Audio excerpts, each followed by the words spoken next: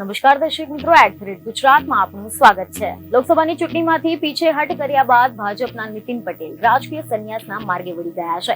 કારણ કે જો હાઈકમાન્ડ કદ પ્રમાણે વેતરીને આબરૂના ધજાગરા કરે તેની પહેલા જ તેમને સ્વેચ્છાએ જ લોકસભા લડવાનો ઇનકાર કરી નાખ્યો છે। પરંતુ હવે તો નીતિન કાકા બરાબરના બગડ્યા હોય તેવા તીખા તેવરમાં જોવા મળી રહ્યા છે। જી હા, ચૂંટણીના માહોલ વચ્ચે રાજ્યના પૂર્વ ડેપ્યુટી સીએમ નીતિન પટેલે નવા નેતૃત્વને લઈને બળાપો કાઢ્યો છે। ખબર એવી મળી રહી છે કે નીતિન પટેલે કહ્યું કે આજકાલના આવેલા લોકો તમે અમને શીખવાડશો, કડી વિશે હું સૌથી વધુ જાણું છું। જોકે નીતિન પટેલનો ઈશારો કોની તરફ હતો તેને લઈને રાજકીય વર્તુળોમાં ગણગણાટ શરૂ થઈ ગયો છે। ચૂંટણીના વાતાવરણમાં નીતિન પટેલના આ નિવેદનથી ખળભળાટ મચી ગયો છે।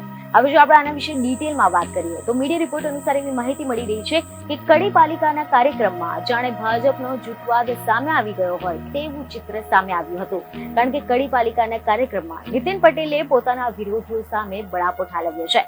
પૂર્વ નાયબ મુખ્યપ્રધાન નીતિન પટેલે કાર્યક્રમમાં જાહેર મંચ પરથી વિરોધીઓને જવાબ આપતા જણાવ્યું કે ચૂંટણીમાં મેં કહ્યું કે ભરતને મદદ કરો ત્યારે મને કહેવાયું કે ભરત ના ચાલે, તમે આજકાલના કડીને જાણતા થયેલા, કડીમાં કંઈક તમને ખબર નથી પડતી, તમે આજકાલના આવેલા અમને શીખવાડશો।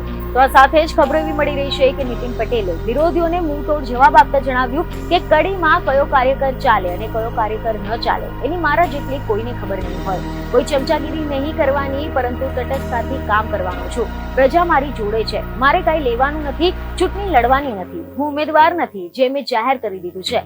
મહેસાણા જિલ્લા ભાજપ ઉપપ્રમુખ ભરત પટેલ નીચે બેઠા છે અને અમુક લોકો કહે છે કે મને મંચ પર ન બેસાડ્યા, કદી અભિમાન ન રાખવું જોઈએ, ઘરનો શીરો ખીચડી જેવો લાગે પરંતુ પારકાની ગંદી ખીચડી માવા જેવી લાગે છે।